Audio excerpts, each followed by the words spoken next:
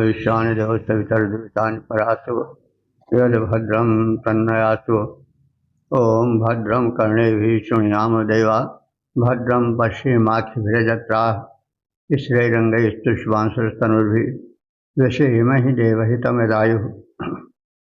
ओम वेद प्रेमियों सुधे श्रोताओं संप्रति हम सब ऋग्वेद के 10वें मंडल के 53वें सूक्त की व्याख्या में प्रवेश करने जा रहे हैं। इस सूक्त में 11 मंत्र हैं। मंत्र दृष्टारिष देवगण देवताग्नि और इस सूक्त के प्रथम मंत्र का शीर्षक है अग्निदेव से अनुरोध। अब संबंधित मंत्र का सर्वप्रथम सस्वर पाठ हो जाए।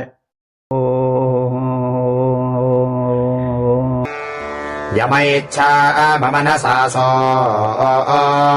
जमागाद्यज्ञस्य विद्वान् परुषश्चिकित्वान् स नो यक्षद्देवता राजते एजान्निहिषत्सदन्तरः पूर्व अस्पद। पिछले 2 सूक्तों में हमने देखा था कि अग्नि देवता किन्हीं कारणों से यज्ञ कर्म से आहुति आदि ग्रहण करने और देवों तक हव्य भाग पहुँचाने आवाहक का कार्य करने से अपने को खींच रहे थे दूर। देवताओं ने प्रार्थना की और जो उनकी मजबूरियां थीं उनको दूर किया, उन्हें प्रसन्न किया और यज्ञ कर्म में वे संलग्न हो गए।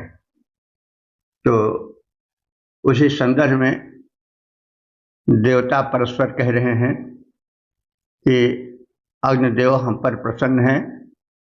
वे अब यज्ञ में यजन कर्म, आवाहक कर्म, होता का कर्म करने को तत्पर हैं और अब हम उनसे अनुरोध करते हैं कि वे यज्ञ क्रिया को विधिवत संपादित करें।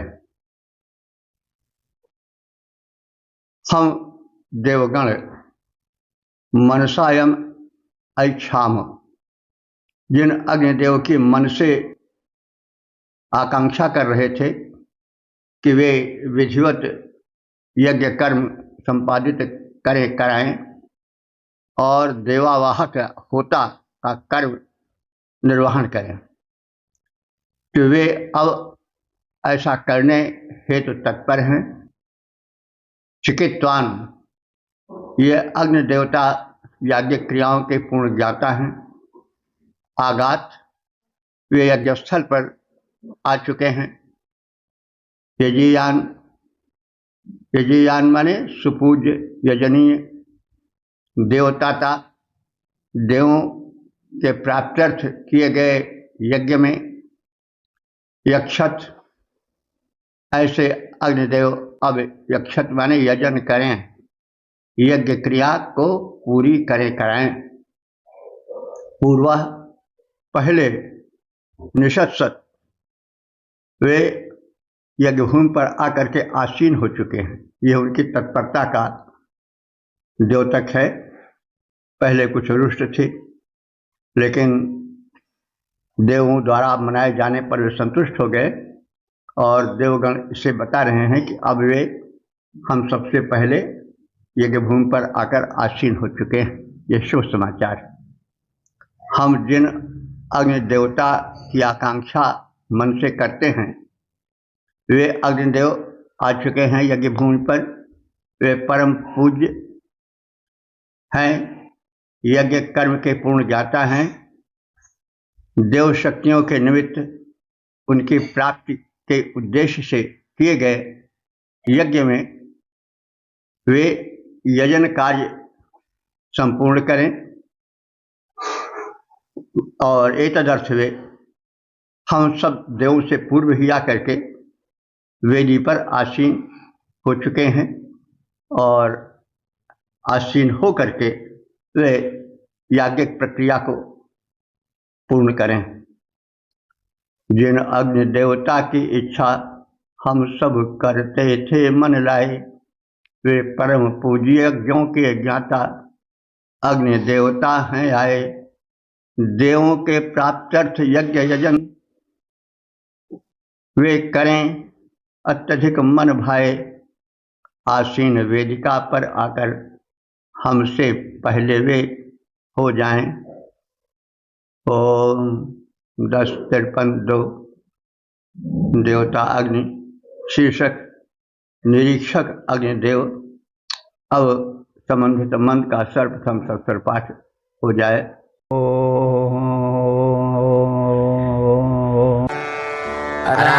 देहोता दिशता यजेजानभिप्रजां शिशुधिता निहिक्षत यजामहै यज्ञजान् हन्त देवान् ईळामहा ईड्याम् आज्येन। इस दूसरे मंत्र में अग्नि देवता की तत्परता का कथन है। देवगण परस्पर कह रहे हैं कि अग्निदेव उत्साहित हैं, वे यज्ञ कर्म के लिए पूर्ण तत्पर हैं। होता ये अग्निदेव होता है, हव्य कर्म के निष्पादक हैं, देवों का आवाहन करने वाले हैं।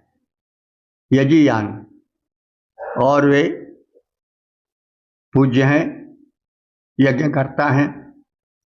निषदा वे वेदी पर आकर विराजमान हो चुके हैं। आराधि वे आहुति के योग्य हो चुके हैं, प्रज्वलित हो चुके हैं। सुधितानी और विधिवत रखे हुए प्रयांश माने पुरोडाश आदि अन्नों को प्रयांश कहते हैं, चरु।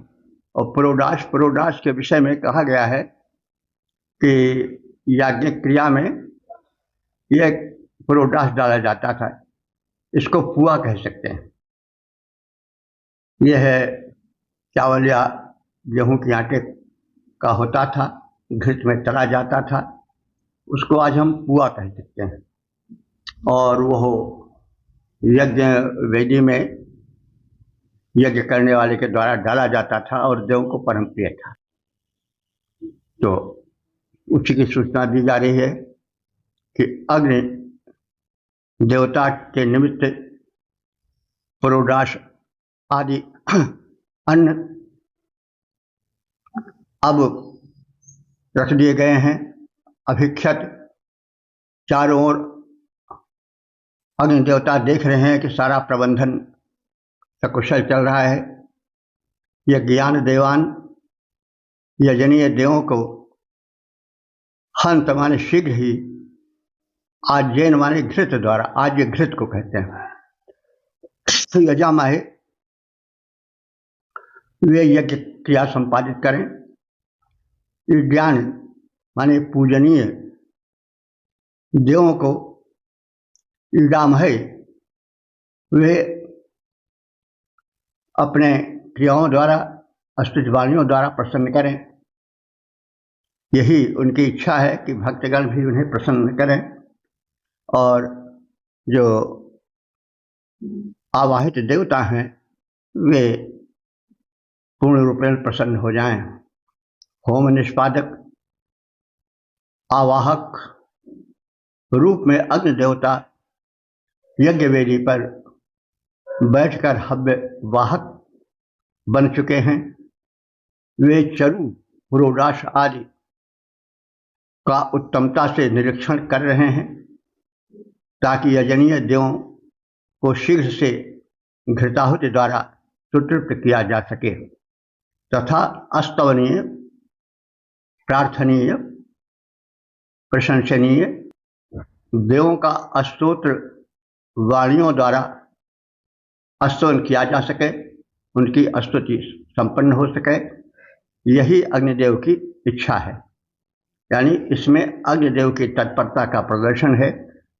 देवगण इससे प्रसन्न हैं और वे कह रहे हैं कि सर्वभावेन अग्निदेव अब यज्ञ के लिए कटिबद्ध हैं, तत्पर हैं। होता बनकर अग्नि देवता यज्ञ वेदिका पर आए हवनीय वस्तुएं देख रहे हैं। भली भांति वे मन लाए ताकि पूज्य सुरगण सारे घृत आहुतियां विधिवत पाए। हो करके सुतृप्त वे सारे स्तुतियां सुन सुख पाए।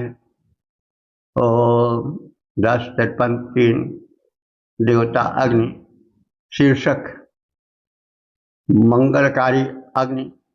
अब संबंधित मंत्र का सर्वप्रथम सत्सर पाठ हो जाए।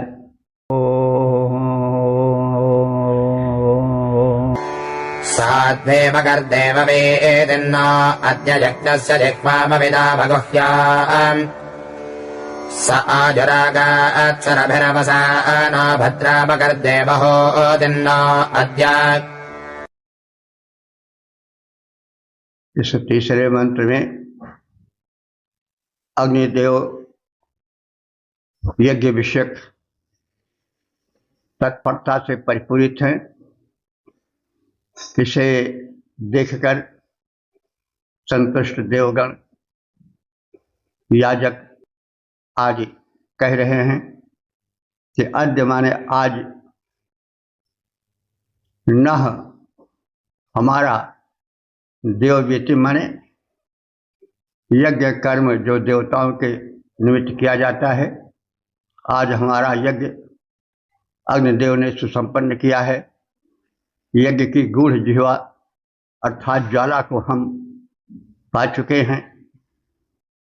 अग्निदेव सुभाषित होकर और दीर्घ आयुष्य धारण करके आए हैं। आज हमारा यह यज्ञ अग्नि द्वारा मंगलमय किया गया है।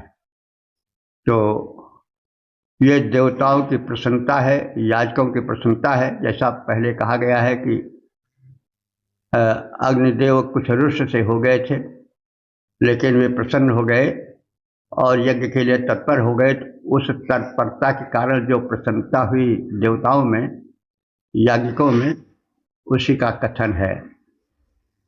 तो आज हमारा यज्ञ अग्निदेव ने सुसंपन्न किया है और यज्ञ की गुह्याम जिह्वाम, जो लपट रूपी जिह्वा उठती है, उससे वे हवनीय द्रव्य ग्रहण कर रहे हैं। और सुरभि जो यज्ञ द्रव्य हैं, उनके हवन करने से सुगंध निकल रही है। आयु वसाना आगात, और अग्निदेव दीर्घायुष्य प्राप्त करके आए हैं, यानी वे विलंब तक रहेंगे, देर तक रहेंगे।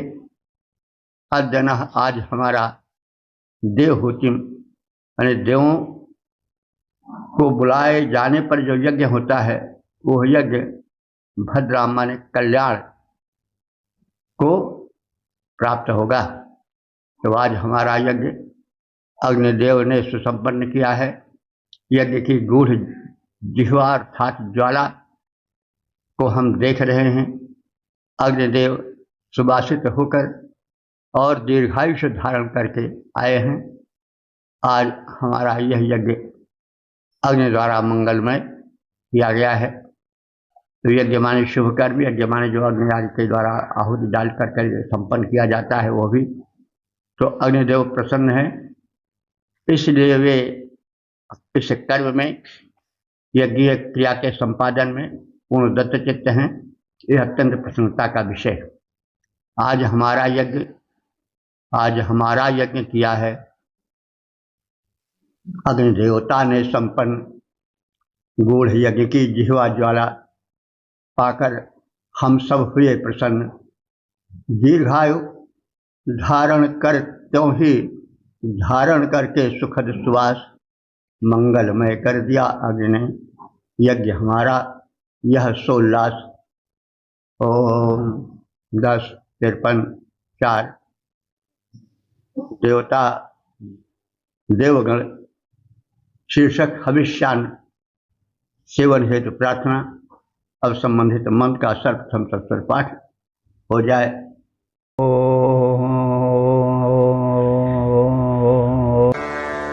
तदद्यवाचः प्रथमम् मसे जजेनासुराम् अभिदेवा असामान् ऊर्जाद उत यज्ञयासः पञ्चजना मम होत्रञ्जुषध्वम्।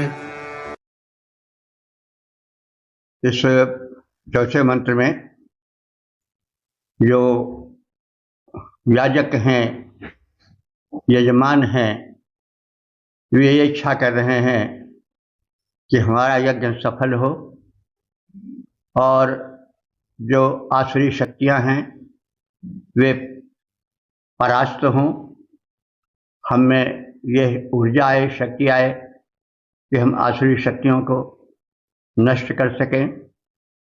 और हम यह भी चाहते हैं कि समाज के जो पंचजन हैं, 5 वर्ग वाले हैं, ब्राह्मण, क्षत्रिय, वैश्य, शूद्र और निषाद, ये सब भी आशीर्वाद दें।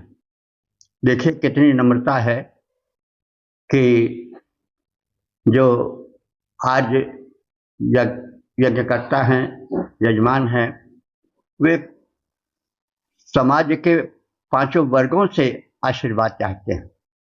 यह एक नम्रता है कि हम शुभ कर्म करें तो उस कर्म में हम में नम्रता हो, तभी वह यज्ञ पूरा होगा। यह संदेश है, गूढ़ संदेश है। अद्य प्रथमम, आज हम सब प्रथम रूप से यानी मुख्य रूप से तत्वाचा, वह स्तुति वचन उच्चरित कर रहे हैं। ये न जिसके द्वारा देवा असुरान आई असाम, जिसके द्वारा देव असुरों का पराभव कर सकें, मतलब आसुरी शक्तियां दैवी शक्तियों द्वारा परास्त की जा सकें। एक तदर्थ हम ऐसे प्रभावी स्तुति वचन कह रहे हैं कि देवों में शक्तियां जागृत हों, वे जो आसुरी शक्तियां हैं उनको परास्त कर सकें। ऊर्जादा अन्न भक्षक, ऊर्जा दाह मने जो ऊर्जा दे, अन्न दे, तो ऊर्जा अन्न देता है, भोजन देता है, तो ऊर्जादा अन्न भक्षक, ऊर्जा प्रदायक। कुछ और यज्ञासा माने, यज्ञासा होते हैं यज्ञहार, माने यज्ञ के योग्य जो पंचजन हैं, ब्राह्मण, क्षत्रिय, वैश्य, शूद्र और निषाद, ये सब जन मम होत्रम, मेरे हव्य को युषध्वम माने सेवन करें और यज्ञ कर्म में ये सब सहयोग दें। आज हम उन प्रमुख वचनों का उच्चारण करते हैं, स्तुति सुनाते हैं, जिनसे हम असुरों का पराभव करने में समर्थ हो जाएं।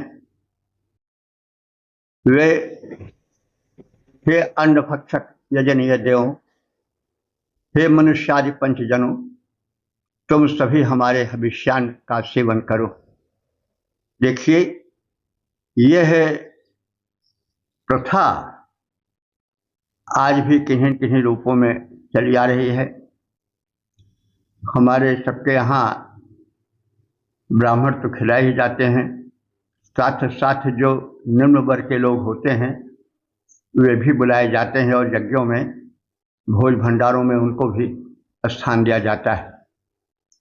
तो यह प्रथा वैदिक युग से ही चली आ रही है। उसी की झांकी इसमें दिखाई पड़ रही है कि हम स्तुतिपूर्ण वचनों का उच्चारण कर रहे हैं, जिससे देवताओं में शक्ति जागृत होगी और वे असुरों का संहार करने में समर्थ होंगे। आसुरी शक्तियाँ मनुष्यों के विकास में, उनके सुख सौविध्य में बाधा डालती हैं। और हमारी प्रार्थना के द्वारा प्रसन्न देव उस बाधा को हटाएंगे। और हे यजनीय देव, हे पूजनीय देव, हम अपने इस यज्ञ कर्म में जो समाज के मनुष्य हैं, जो पंचजन हैं, यानी ब्राह्मण, क्षत्रिय, वैश्य, शूद्र और पांचवा वर्ग था निषाद का, तो ये सब भी आए।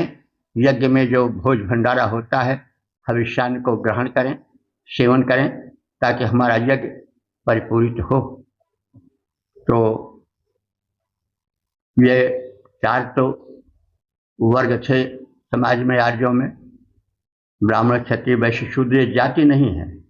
उस समय जो कार्य करते थे ज्ञान विज्ञान का अन्वेषण का, वे ब्राह्मण थे। और जो रक्षण कर्म करते थे, सैनिक आज होते थे, वे क्षत्रिय थे। जो व्यवसाय करते थे, व्यापारी वर्ग थे, वे वैश्य थे। और जो सफाई कर्मचारी थे, जो आज भी हैं हर देश में, वे शूद्र की कोटि में गिने जाते हैं। तो और एक वर्ग और था, वो पंचजन कहा जाता था, यानी आर्यों के आने पर जो दक्षिण भारत के निवासी थे, जो आर्येतर थे, वे भी आर्यों से मिलने जुलने लगे। उनका भी एक वर्ग बन गया। और इन चार वर्गों के वर्गीकरण के अतिरिक्त एक पांचवा जो आर्येतर वर्ण था, वो भी बना। और यह हमारे पूर्वजों की, आर्यों की एक मानवता है, वैशिष्ट है कि वे अपने वर्ग यानी आर्य वर्ग के अतिरिक्त जो मिलने जुलने वाले अन्य जन थे, जो आर्येतर थे, वे भी आए। उनको भी स्थान दिया गया। उनको निषाद कहा गया। निषाद का अर्थ होता निषद। निषद निषद माने बैठ जाओ, यानी आए हो तो तुमको हम भगाएंगे नहीं, तुम भी हमारे इस व्यवस्था में शामिल हो जाओ, इसीलिए उनको निषाद कहा गया है। वो शद धातु यानी बैठने के अर्थ में कहा गया। बैठने माने आप हमारे साथ मिल जाओ, प्रतीक्षा थोड़ी करो और हमारे वर्ग में सम्मिलित हो जाओ। तो इस प्रकार से एक पंचम वर्ण की भी व्यवस्था थी। और यह आर्यों की सामाजिक संरचना का संकेत देता है। आज श्रेष्ठ स्तुति वचनों के उच्चारण में, आज श्रेष्ठ स्तुति वचनों के उच्चारण मन में लाएं, जिनसे असुरों को करने में दमन शीघ्र सक्षम हो जाएं। देवों पूज्य अन्न भक्षक हे पंचजनों, मानवोदार हे पंचजनों, मानव उदार हविष्यान्न जो अर्पित हम सबके द्वारा कर लो स्वीकार। ओम 10 दर्पण 5 देवता देवगण शीर्षक पाप से रक्षार्थ प्रार्थना। अब संबंधित मंत्र का सर्वप्रथम सत्वर पाठ हो जाए।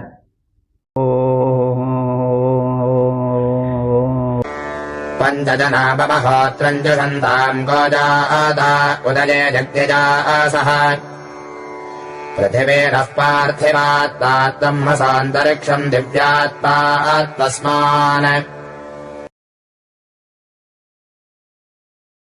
इस पांचवें मंत्र में पापों से उद्धार की प्रार्थना है।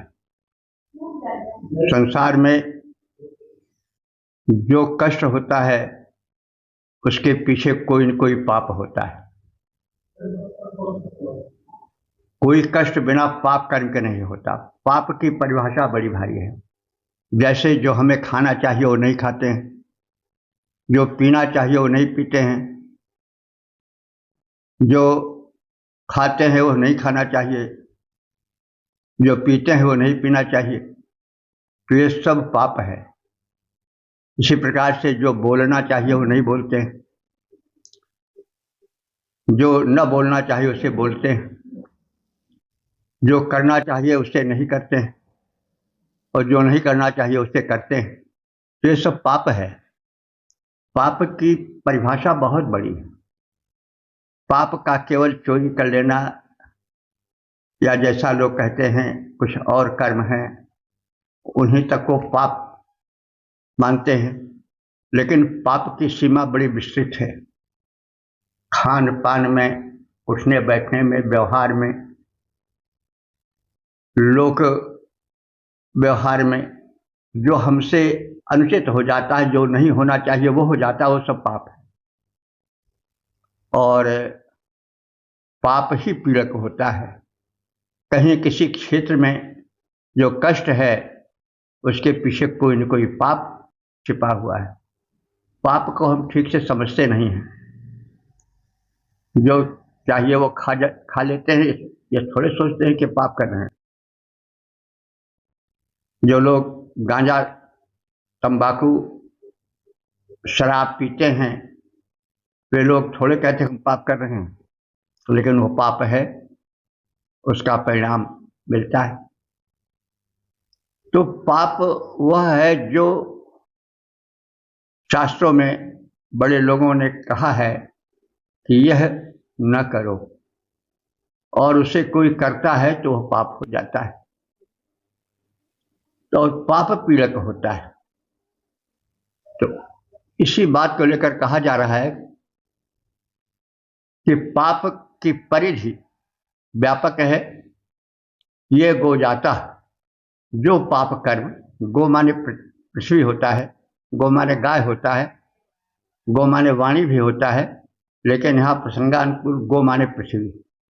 जो पाप हमसे पृथ्वी पर हो गए हैं, यानी पृथ्वी पर उत्पन्न प्राणियों से संबंधित जो पाप कर्म हो गए हैं, वो तो माने, और यज्ञासा, जो यज्ञ विषयक यज्ञ कर्म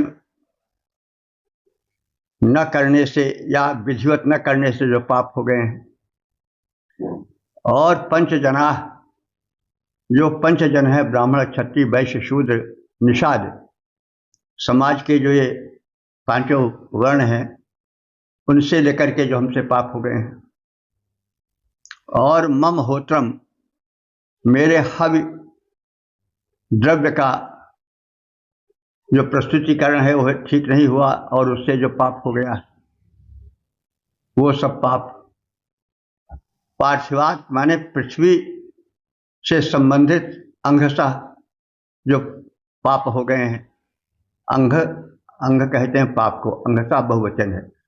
तो पृथ्वी से संबंधित जो हमसे पाप हो गए हैं, पृथ्वी पर हम यदि अनुचित व्यवहार करते हैं, किसी की पृथ्वी को अपहरण करना चाहते हैं, अथवा अन्य संबंधित कोई दुष्कर्म करते हैं, तो वह पृथ्वी विषयक पाप हमसे दूर हो। और जो पुण्य कार्य हैं नह पात, वे हमारी रक्षा करें। अंतरिक्षम दिव्यात आसमान पात, अंतरिक्ष में यानी पृथ्वी के ऊपर का जो आकाशीय क्षेत्र है जिसमें कि देवगण रहते हैं, वहाँ यदि हमसे कोई पाप हो गया हो तो उन पापों से हमें हे देवगण आप बचाओ। तो पृथ्वी हो, चाहे आकाश हो, चाहे हमारे समाज के पांचों वर्ण हो,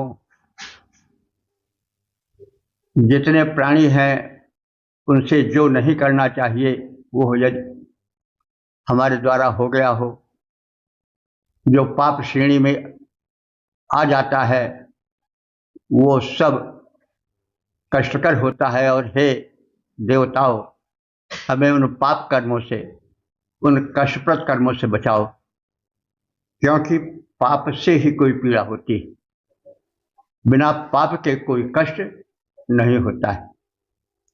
तो जो पृथ्वी पर उत्पन्न है और यज्ञ के योग्य हैं, पूजनीय हैं, वे सभी पंचजन, ब्राह्मण, क्षत्रिय, वैश्य, शूद्र, निषाद, वे हमारे यज्ञ को स्वीकार करें हमारे यज्ञ में हाथ बटावें, हमारे शुभ कर्म में साथी बने, पृथ्वी पर होने वाले पापों से बचाए तथा अंतरिक्ष आकाश से संबंधित जो कर्म हैं यदि वे पाप की श्रेणी में आते हैं तो उनसे हमारी रक्षा हो और सर्वथा सभी ओर से हम पाप कर्मों से सुरक्षित बने रहें, क्योंकि पाप पीड़क होता है। जो यज्ञार्ह चरित्रवान है, पंच सुजन, वे पूज्य उदार, सभी यज्ञ में आकर हिलमिल करें। यज्ञ को वे स्वीकार, पृथ्वी भूतल संबंधी पापों से करें शीघ्र उद्धार, अंतरिक्ष के पापों से आकाश हमें ले शीघ्र उबार। ओम 10-53 देवता अग्नि, शीर्षक अग्निदेव से प्रार्थना। अब संबंधित मंत्र का सर्वप्रथम सत्सर पाठ हो जाए।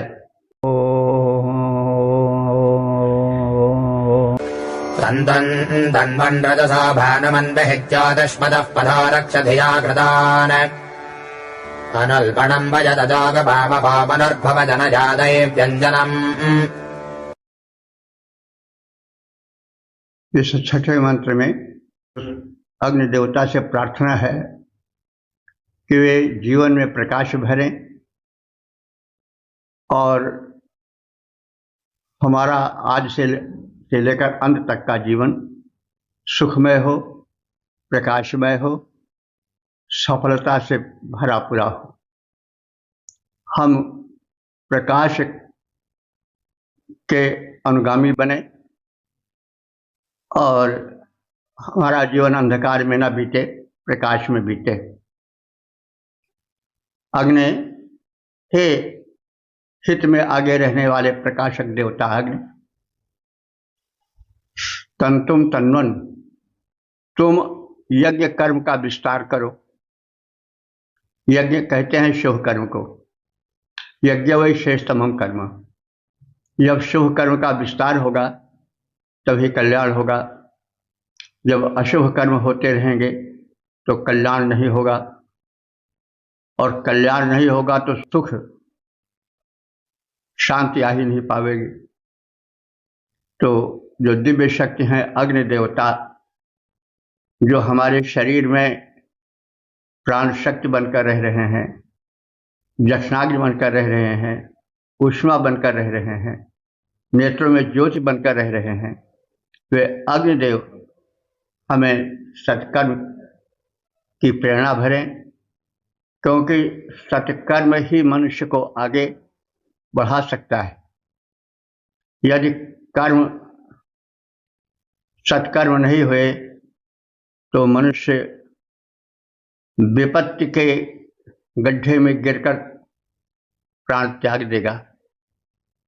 तो इसलिए जो दिव्य शक्ति है, प्रकाशक शक्ति है अग्नि, उनसे प्रार्थना है कि वे हमें प्रकाश मार्ग की ओर ले चलें और भानु माने सूर्य का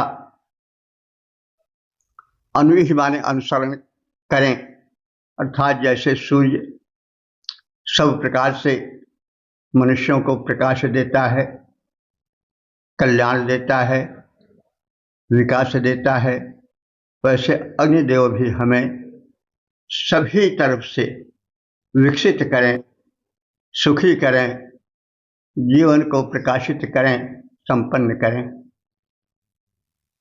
ज्योतिषमतः दीप्तिकर्ता हे अग्निदेव, धिया कृतान, तो हमारी बुद्धियों को दीप्त करो, सत्कर्म के द्वारा उसे प्रकाशित करो।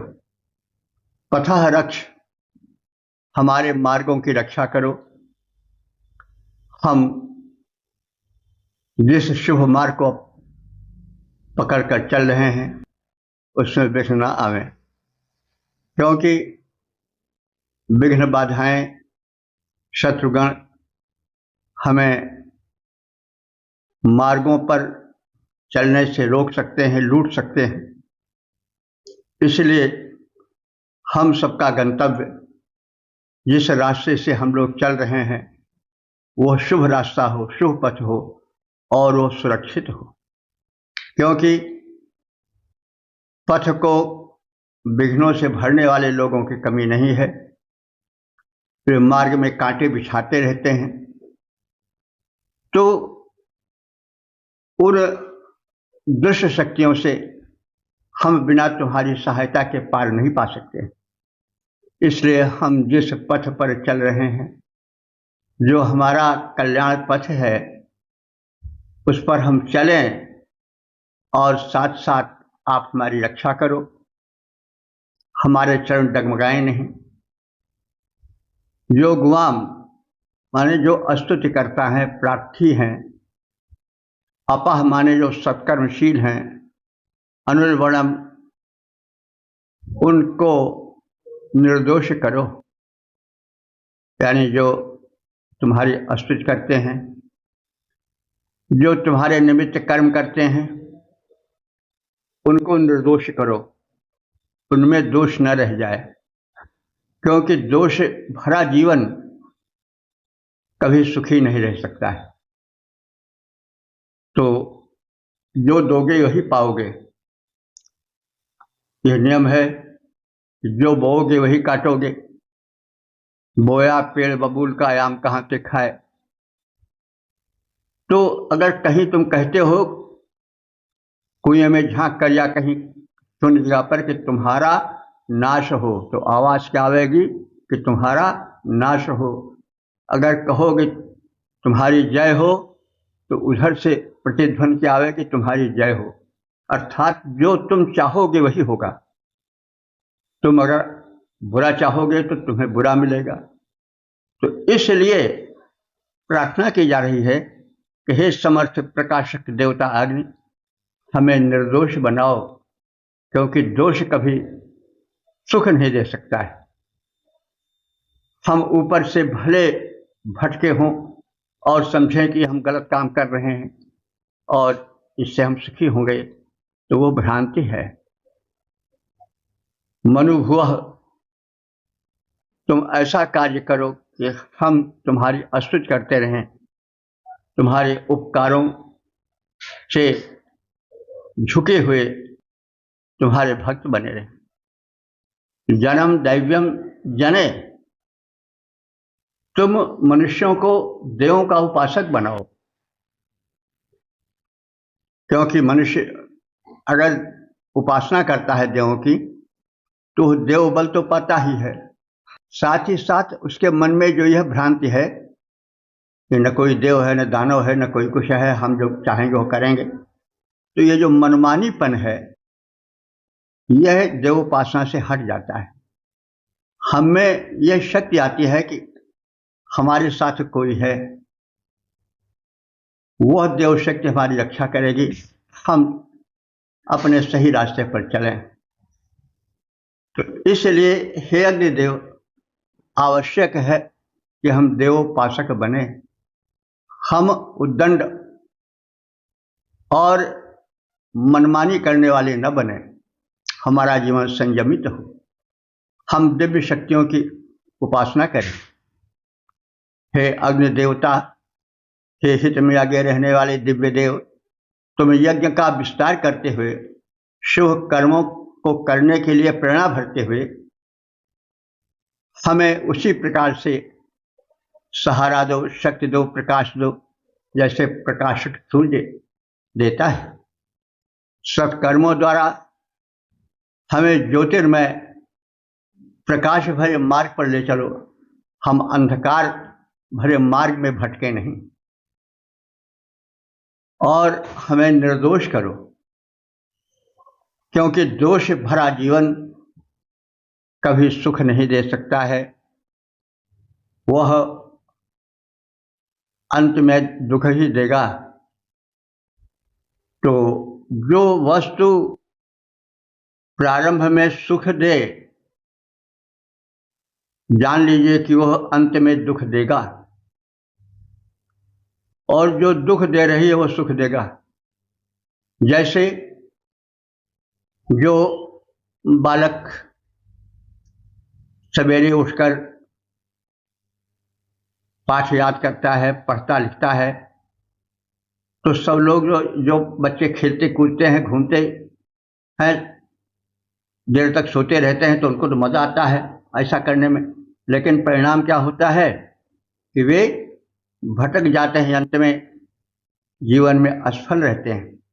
लेकिन जो दुख भरा जीवन बिताता है, सवेरे उठा, माता पिता के चरणों का स्पर्श किया और नित्य क्रिया किया, अपने पढ़ने में अध्ययन में मन लगाया, तो हो तो रहा है कहने को दुख, जो खर्राटे खींच रहा है उसके बदले में, लेकिन वास्तव में परिणाम क्या होगा कि जो प्रारंभ में दुख सहता है वो अंत में सुख पाता है, और जो पहले सुख के पीछे दौड़ता है वो बाद में दुख के गड्ढे में गिरकर तड़पता है। तो यह सिद्धांत है कि जो चीज़ पहले सुख देती है वो बाद में दुख देती है, और जो पहले दुख देती है वो बाद में सुख देती है। तो इसलिए कर्म को संपूर्णता देखना चाहिए, केवल उसके प्रारंभिक रूप को ही नहीं देखना चाहिए कि हाँ आप तो बड़ा मजा आ रहा है, खूब खा रहे हैं चाट पकौड़ा, तो फिर वो प्रारंभिक जो है रूप वो बाद में कष्टकर भी हो सकता है।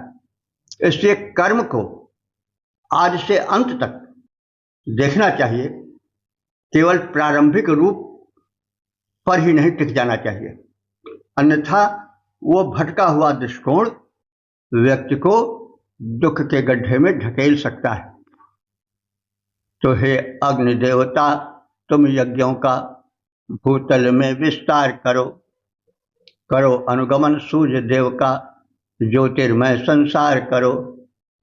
ओम 10 53 7 देवता अग्नि शीर्षक देवों की पारस्परिक उक्ति। अब संबंधित मंत्र का सर्वप्रथम सत्वर पाठ हो जाए।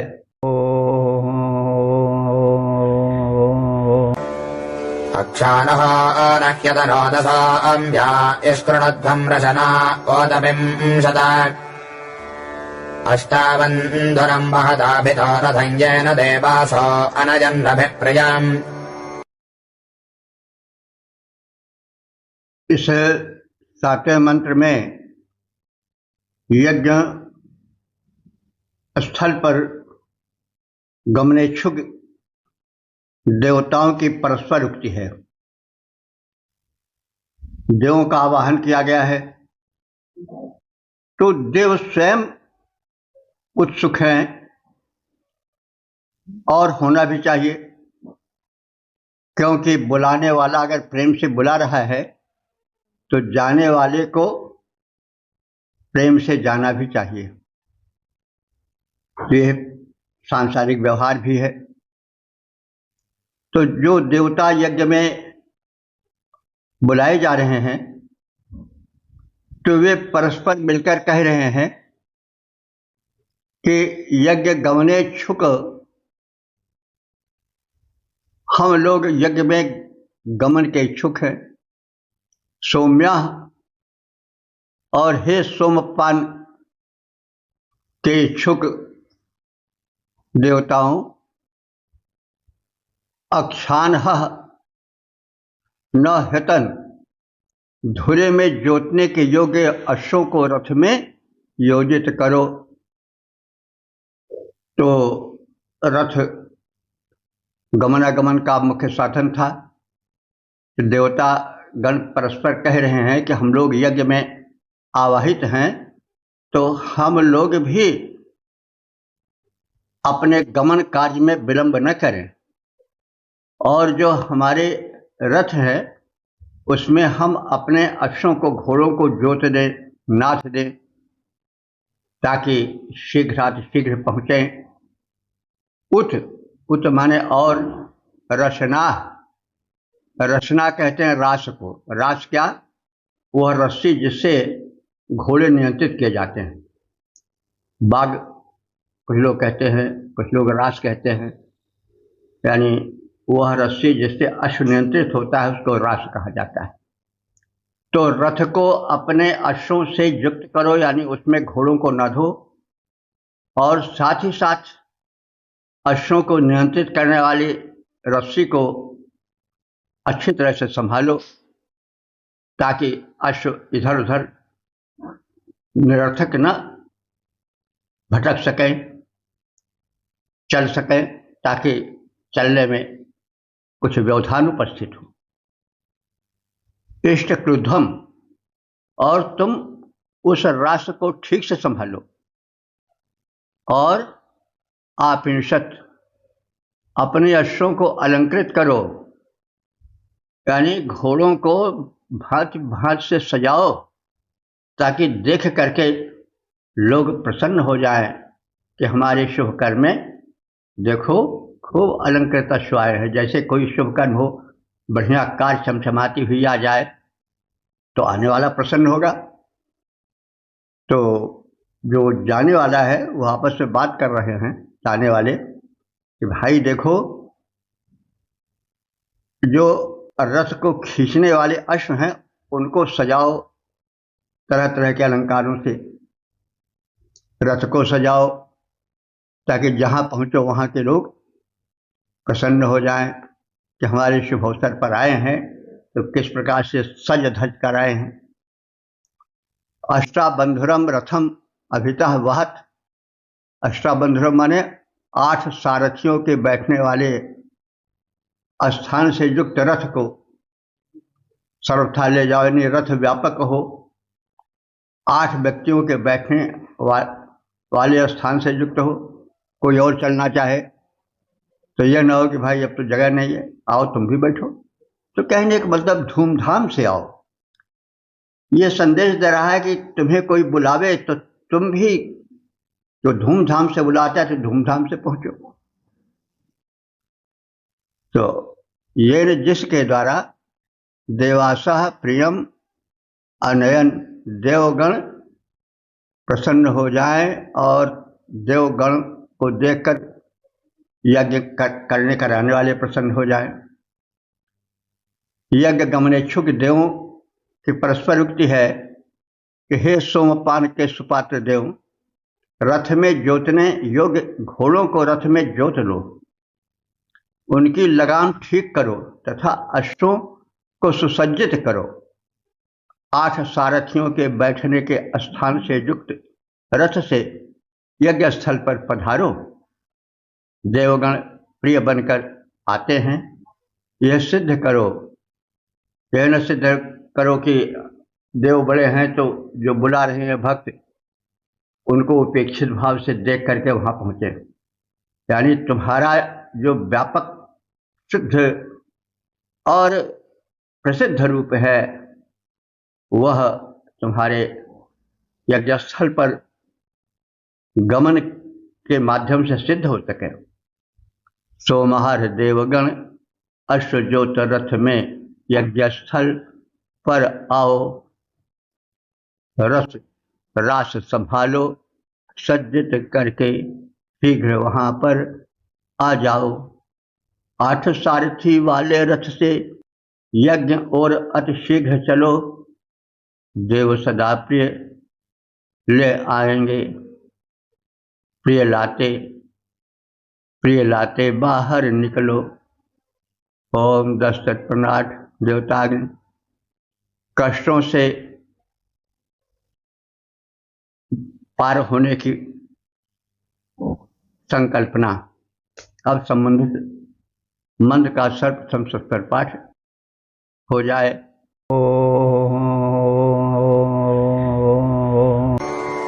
अस्मन् वदेरेजते सम्प्रबद्धमत्तिष्ठत प्रदरदाजघाजः अत्राजः भजे असन्दशे एवा शिवान् भजमुत्तरे माभिवाजान्। यह 8वां मंत्र प्रेरक मंत्र है। यह संसार कष्टों से भरा है। यह ऐसी नदी के समान है जिसका पार करना बड़ा दुस्तर होता है, जो पत्थरों से भरी है, जिसका प्रवाह बड़ा ही उच्छल है, तो जीवन की सरिता इतनी सरल नहीं है कि जीवन उस सरिता को पार कर सुख से उतर जाए, लेकिन रहना संसार में है, जीवन सरिता को पार करना ही है, इसलिए साहस की आवश्यकता है और आशा भरे दृष्टिकोण की आवश्यकता है। आशा पूर्ण जीवन जियो, सिर को पीट कर मत जियो और आशान्वित रहो कि हम सुख के साधन अन्नादि को, खाद्य पदार्थों को लाएंगे और उत्तरोत्तम उत्तम जीवन बिताएंगे। हम कष्टों से हार करके लंबी लंबी सांसें नहीं भरेंगे। तो सुख के साथ ही साथ दुख का सामना करने के कथनों से वेद भरे हैं और हमारा संस्कृत साहित्य भी भरा है। तो अश्मन्वति माने अश्म कहते हैं पत्थर को। तो यह जो नदी है जीवन की, जिसे तुम्हें पार करना है, वो सामान्य नहीं है, पत्थरों से भरी है। कौन पत्थर टकराकर अंग को, सिर को चूर-मूर कर दे, ठिकाना नहीं। तो यह जो नदी जीवन की बह रही है, यह अश्मन्वती है, पत्थरों से, संकटों से, बाधाओं से भरी है। यह मत समझो कि जीवन बड़ा सरल है और तुम्हें इस नदी को पार करना है। तो इसके लिए उत्तिष्ठत, उठ पड़ो। वीरध्वम माने वीरता दिखाओ, तरत और उत्साहपूर्वक तैरकर इस जीवन के दुख भरी नदी को पार कर जाओ। सखाया, हे मित्रों, ये अशेवा असन, जो अशेवा माने दुख देने वाले हैं, वे तुम्हारे तैरने में बाधक हो सकते हैं, लेकिन उन बाधाओं को तुम चूरमूर कर दो। और शिवान बाजान, शिवान माने सुख कर, बाजान माने अन्न, जीवन यापन के साधन। इस नदी के उस पार यदि तुम संकटों से जूझ करके चले गए तो तुम्हें सुख, अन्न, धन, धान्य पर्याप्त मात्रा में मिलेंगे, और यदि हार कर बैठ गए तो कुछ नहीं पाओगे। इसलिए आशा भरे दृष्टिकोण से कहो कि वयम उत्तरेम, हम इस संकटों से भरी हुई नदी को, पत्थरों से परिपूर्ण नदी को, उसकी चुनौती का सामना करके इस नदी को पार ही करेंगे।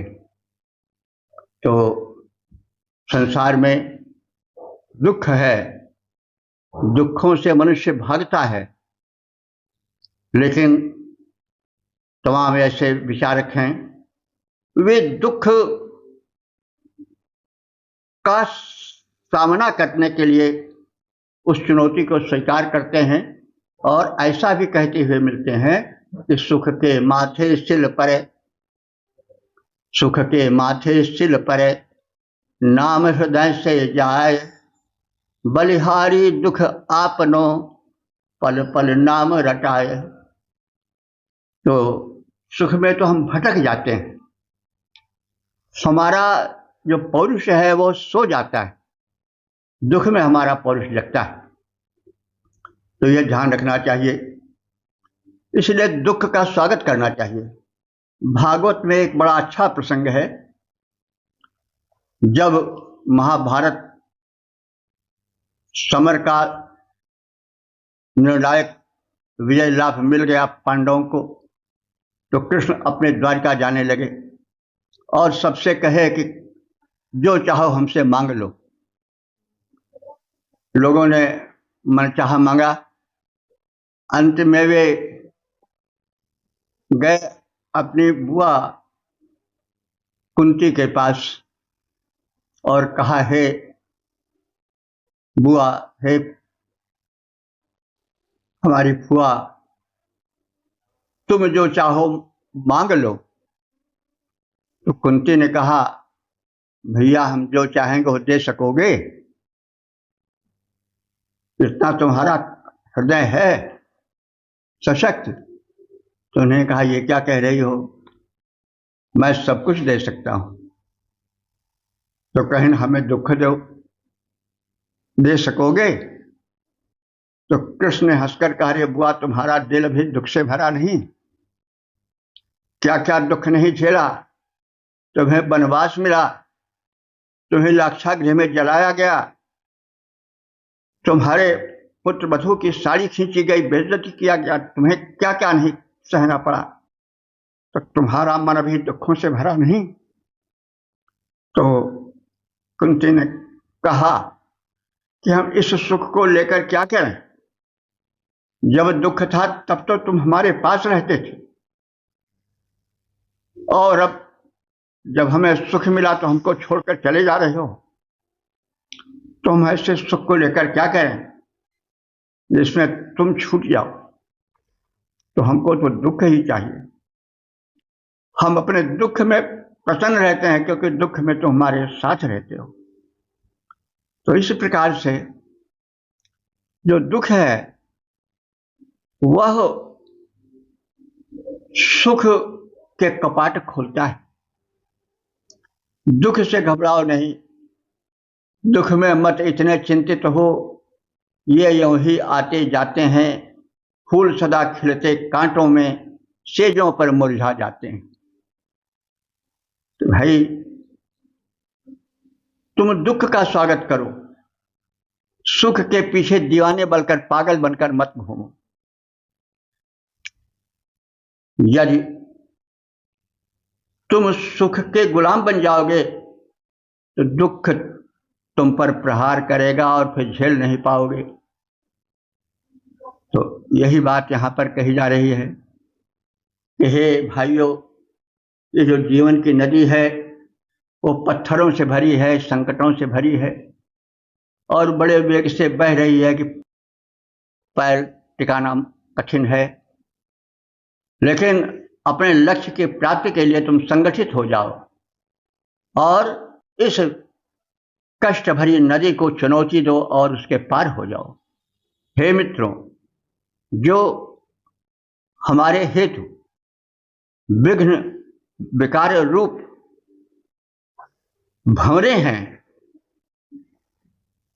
उस नदी की चुनौतियां हैं, जो कष्ट में प्रस्तुति है, उसको ठुकराओ, उस चुनौती को स्वीकार करो और यह कहो कि इस नदी को हम सहर्ष पार करेंगे। हे वीर वरो, तुम ऐसा करके सुखदायक अन्न धन को प्राप्त करोगे, क्यों इस नदी के पार जाने पर सुख ही सुख है। यानी दुख को हम जब पार कर लेंगे सामना करके तो हमको सुख ही सुख मिलेगा। यदि हम घुटने टेक दिए, दुख के आगे झुक गए तो हमें सुख कभी नहीं मिलेगा। इसलिए दुख को एक चुनौती मानो और उस दुख रूपी सरिता को पार करो और उसके बाद तुम्हें अन्न धन सब कुछ मिलेगा, तुम्हारा सुप्त पुरुषार्थ जगेगा। तो पाषाण खंड से भरा हुआ है जीवन सरिता का प्रवाह, पाषाण खंड से भरा हुआ है जीवन सरिता का प्रवाह, है कथित अश्म, है कथित पत्थरों वाली यह सरिता, दुर्गम पूरित जल अथाह, कष्टों के कारण त्याग करो, उठ पड़ो तैर जाओ प्रवाह, उस पार अन्न धन भरा हुआ, दुर्गम में कर लो सुगम राह, दुर्गम में कर लो सुगम राह। इस प्रकार से हमने इस प्रेरक मंत्र के अर्थ का संक्षिप्त ज्ञान प्राप्त किया। इस मंत्र में बड़ी शिक्षा है। जीवन में जो लोग सुख ही सुख चाहते हैं वे सुख कभी नहीं पाते हैं। सुख तब मिलेगा जब दुख की चुनौतियों का सामना करोगे, क्योंकि दुख से तुम बच नहीं सकते हो। रात को तुम आने से रोक नहीं सकते हो। हाँ, दीपक जलाना तुम्हारे हाथ में है। एक दीपक जलाओ, घर को प्रकाश से भर दो और फिर सुख की नींद लो। यह जीवन जीने की कला है।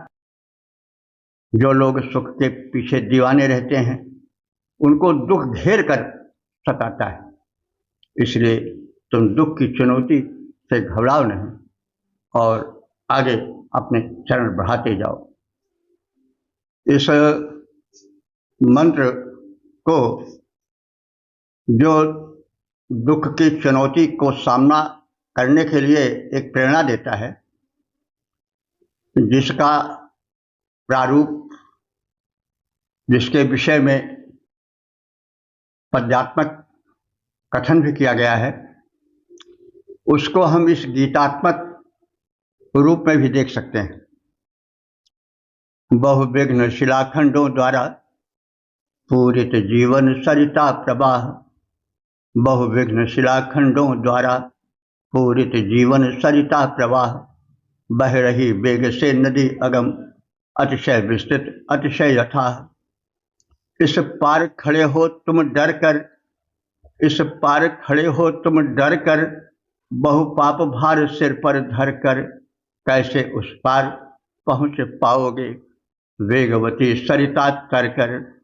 साहसी बनो उत्साह भरो, मत भरो अश्रु मत भरो आह, साहसी बनो उत्साह भरो, मत भरो अश्रु मत भरो आह। बहुविघ्न शिलाखंडों द्वारा पूरित जीवन सरिता प्रवाह, बह रही वेग से नदी अगम, अतिशय विस्तृत अतिशय अथाह।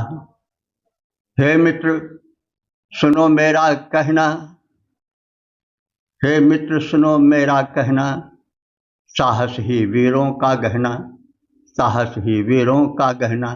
तज दो विकार के भार सकल, भुज को हीलो पतवार बना, तज दो विकार के भार सकल, भुज को हीलो पतवार बना। यह नदी तैर कर पार करो, चीरते चलो जल सोत्साह, यह नदी तैर कर पार करो, चीरते चलो जल सहोत्साह। बहुविघ्न शिलाखंडों द्वारा पूरित जीवन सरिता प्रवाह, बह रही वेग से नदी अगम, अतिशय विस्तृत अतिशय अथाह। उस पार अन्न वैभव अपार, है रहा तुम्हारा पथ निहार, उस पार अन्न वैभव अपार, है रहा तुम्हारा पथ निहार। बढ़कर उस पर अधिकार करो, उपलब्ध करो सुखमय प्रसार।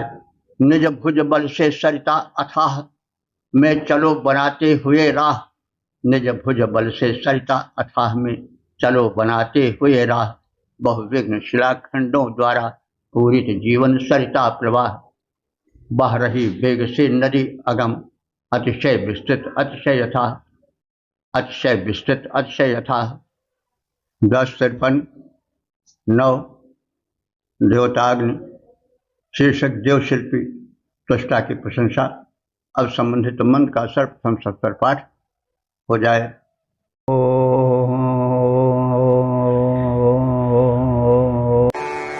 त्वष्टा माजावेदपसामपस्तभो बिभ्रत्पात्रा देवपाना निषन्तवान्, शिशेदेनो नम्बरशं स्वाजसंज्ञेन वृश्चादेदशो ब्रह्मणस्पतेः। इस नवे मंत्र में शिल्पी त्वष्टा विषयक कथन है। त्वष्टा देव शिल्पी हैं। ये भांति भांति के पात्रों का निर्माण करते हैं जिससे सोमरस आदि प्रेम पूर्वक पिया जाए, क्योंकि जब पात्र अच्छा रहता है तो पीने वाले को प्रसन्नता होती है।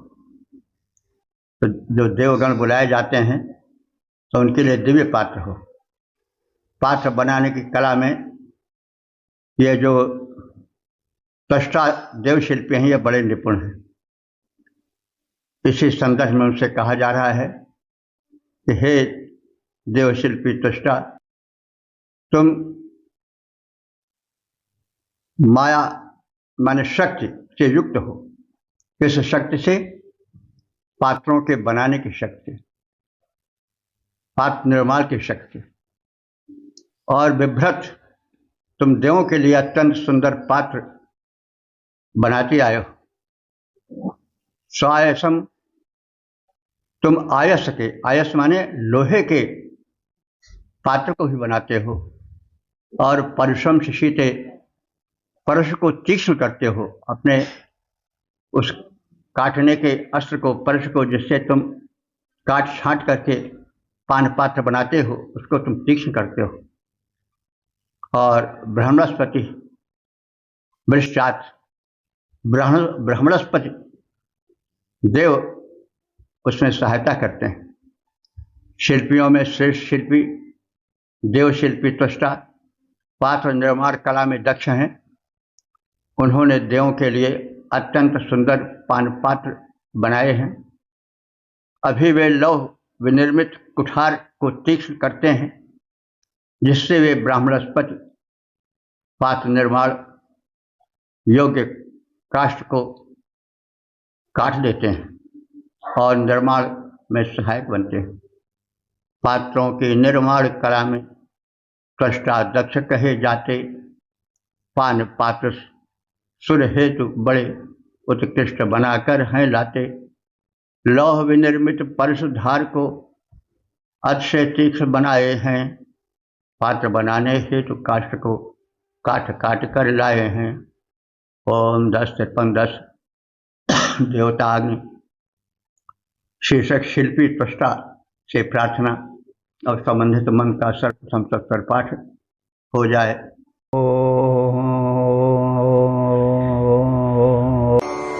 सतो नोऽनङ्कपजः संशशेतमासेभिरजाभिरमृता आजदक्षधा विद्वांसः पदागुह्यानि कर्तनयेन देवासो अमृतत्वमानशः। 10वें मंत्र में देव शिल्पी त्वष्टा से प्रार्थना की गई है कि वे देवों के हेतु सुंदर से सुंदर पान पात्र, सोमरस पीने का पात्र बनावें।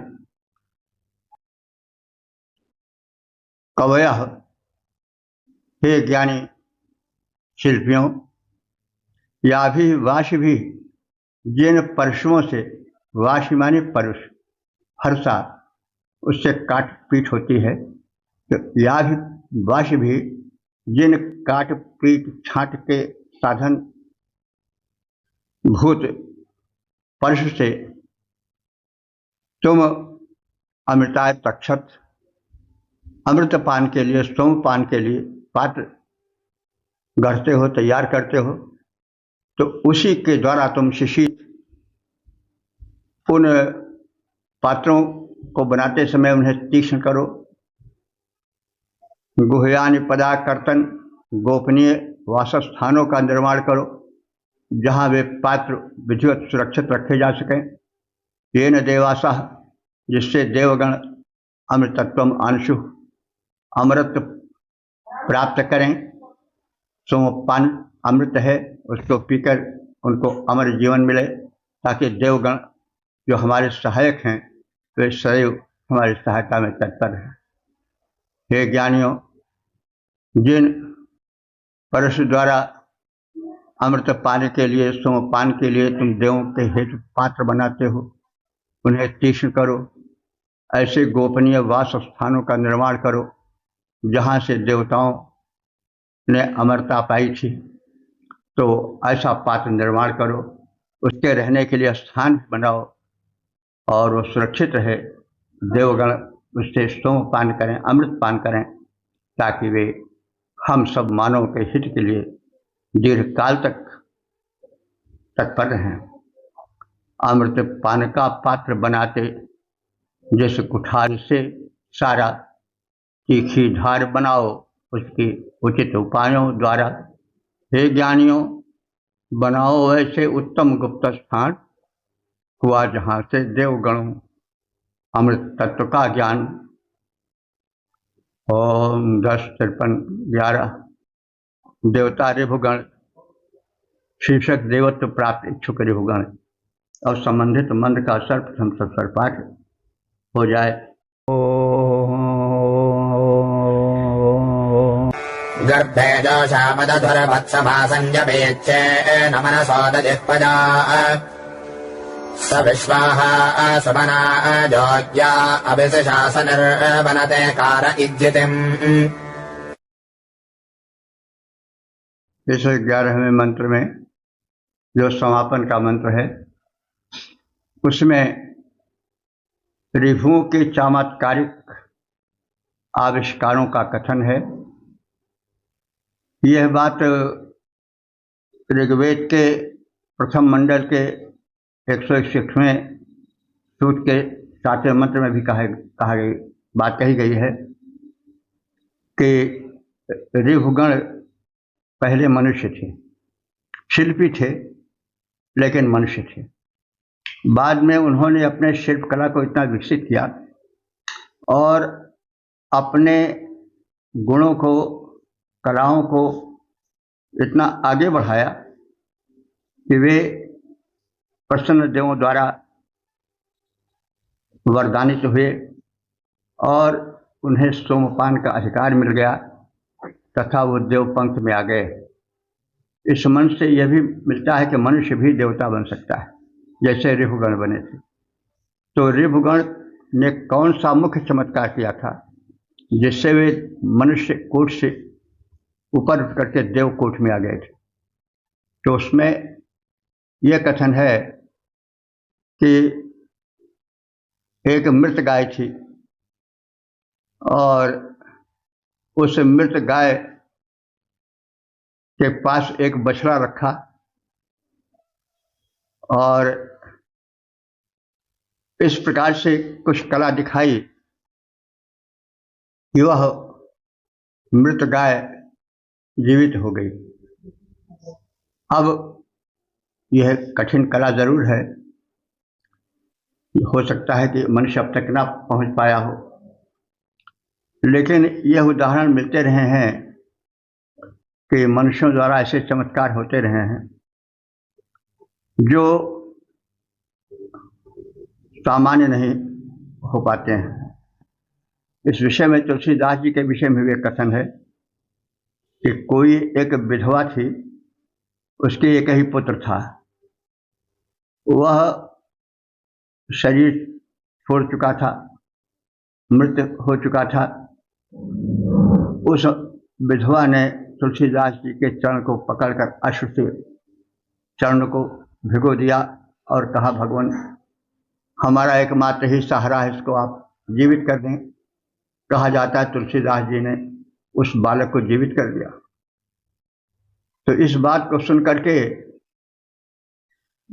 अकबर ने बुलाया तुलसीदास जी को और कहा, तुम तो बड़े चमत्कारी हो, कोई ऐसा चमत्कार दिखाओ। तो उन्होंने कहा कि मेरे पास कोई ऐसा चमत्कार नहीं है, मैं तो राम नाम का सहारा लेकर चलता हूँ। ईश्वर बादशाह क्रुद्ध हुआ और उसने उन्हें कारागार में डाल दिया। कहा जाता हनुमान जी के बंदर आए और इधर उधर उत्पात मचाने लगे। अंत में विवश होकर के अकबर को तुलसीदास जी को छोड़ना पड़ा। तो कहने का मतलब यह है, इसलिए कहा जा रहा है कि चमत्कार होते हैं। अब ये विज्ञान से तो नहीं सिद्ध किया जा सकता है, लेकिन देखा जाता है। तो यहाँ वही है कि मृत गायों में से एक गाय को ऋभुओं ने उठाया और बछड़े को उसके पास लगाया और फिर कुछ ऐसी युक्ति की कि वह जीवित हो उठी गाय, और इससे देवता बहुत प्रसन्न हुए। एकाग्र मन से और वाणी से देवत्व की इच्छा करने वाले उन ऋभुगण को देवताओं ने अपने मध्य स्थान दिया और वे ऋभुगण प्रतिदिन अपने योग्य उत्तमोत्तम स्तोत्र प्रार्थना के मंत्र पाते रहते हैं, उनकी प्रार्थना होती रहती है। तो यह है ऋभुगण नर से सुर बनने की इच्छा मन में लाए, एतदर्थ वे इस प्रकार के चमत्कार दिखलाए। गाय मृतक मुख में बछड़ा रख अपर धेनु थे बनाए, देव बने उत्तमोत्तम स्तोत्रों को वे आए। तो इस मंत्र में एक दिव्य शक्ति और प्रयोग का कथन है, और इन्हीं कुछ कारणों से ऋभुगण जो थे वो मनुष्य होते हुए भी देवत्व की श्रेणी में आ गए। तो मनुष्य भी देव बन सकता है यदि वह अपने को साधना से परिपक्व करे, जैसा ऋभुओं ने किया था। तो इस प्रकार से हमने ऋग्वेद के 10वें मंडल के 53वें सूक्त के 11 मंत्रों की संक्षिप्त व्याख्या से परिचय प्राप्त किया। अब तक ले जो मंत्र व्याख्यायित हो चुके हैं उनकी कुल संख्या हो चुकी है 9374। यह बड़ा कार्य है। तो हम सब जो है भगवान को धन्यवाद दें, स्वयं कटिबद्ध हों कि ऋग्वेद के तथ्यों को सत्य करें। ऋग्वेद में झूठा नहीं है, चमत्कार होते रहते हैं, लेकिन वे चमत्कार